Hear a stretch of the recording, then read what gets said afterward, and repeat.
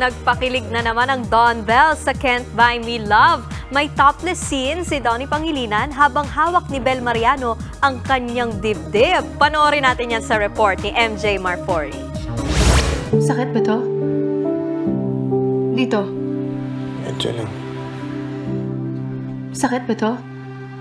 Nakakilig ang fresh episode ng Can't Buy Me Love ni Donnie Pangilinan at Bel Mariano. Todo hawak siling sa dibdib ni Bing nang makita niyang may sugat ito. Lalo pang kinilig ang netizen nang biglang hawakan ni Bengo ang kamay ni Ling habang nakapatong sa dibdib niya.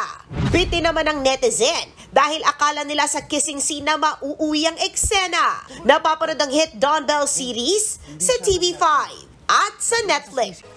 Mga kapatid, Nikki de Guzman po. Iba na ang may alam at may pakialam sa panahon ngayon.